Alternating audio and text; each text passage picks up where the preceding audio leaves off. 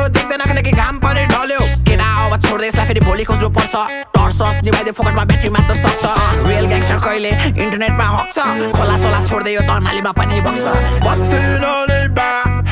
हराउँछ